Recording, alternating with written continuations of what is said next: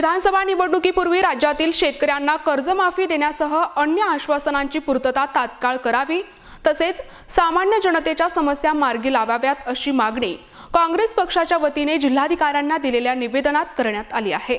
विधानसभा निवडणुकीपूर्वी दिलेल्या आश्वासनाकडे सत्ताधाऱ्यांचे लक्ष वेधण्यासाठी जालना जिल्हा काँग्रेस पक्षाच्या वतीने शहरातील नूतन वसाहत भागातील भारतरत्न डॉक्टर बाबासाहेब आंबेडकर यांच्या पुतळ्यास पुष्पहार अर्पण करून अभिवादन करत नूतन वसाहत अंबड चौफुली मार्गे जिल्हाधिकारी कार्यालयावर धडक मोर्चा काढण्यात आला।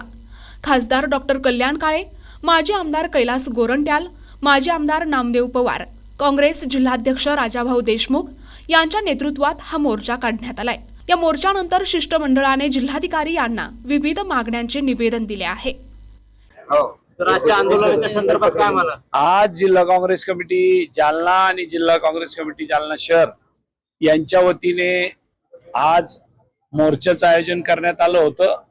महाराष्ट्र प्रदेश काँग्रेस कमिटीचे नूतन अध्यक्ष हर्षवर्धन दादा सपकाळ यांच्या नेतृत्वाखाली उभ्या राज्यामध्ये 3 आणि 4 तारखेला आंदोलन करण्याची भूमिका आम्ही घेतली होती आणि ती आंदोलनाची भूमिका यासाठी होती की त्या भूमिकेमध्ये जिल्हा काँग्रेस कमिटीचा मोर्चा हा जिल्हाधिकारी कार्यालयावर न्यावा।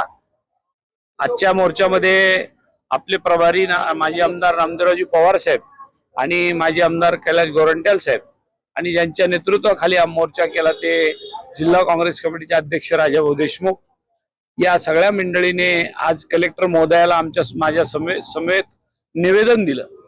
ते असं होतं की ग्रामीण भागातल्या शेतकऱ्यांच्या कापूस खरेदी बंद केली, सोयाबीनची खरेदी बंद केली, गाय गोठ्याचे पैसे देत नाही, एमआरईच्या विहिरी खोदल्या त्याचा हप्ता मिळत नाही, त्याचे पैसे मिळत नाही, दुधाचा भाव खाली आलाय, पीक विम्याचे पैसे विमा कंपनीने दिलेले नाही। काल परवा निवडणुका झाल्या त्याच्यामध्ये सरकार आलं तर आम्ही कर्जमाफी करू शेतकऱ्याची असं सांगण्यात आलं होतं। ती कर्जमाफी अजून झालेली नाही। जालन्यात ज्या नागरिक समस्या आहे आणि ग्रामीण शहरातल्या ज्या नागरिकांच्या समस्या आहेत त्यासाठी काँग्रेसकडनं मोर्चा काढण्यात आलाय। जिल्हाधिकाऱ्यांना निवेदन देखील देण्यात आले। काय नेमकी मागणी होती आणि जिल्हाधिकाऱ्यांनी काय शब्द दिला? हे बघा, जे शेतकऱ्यांसाठी जे अनुदान आलेलं आहे त्या अनुदानाचे पैसे येऊन लोकांना भेटत नाही, त्याबद्दल शासनाचे जे नवीन घरकुल योजना आहे त्याबद्दल आमची निवेदन आहे।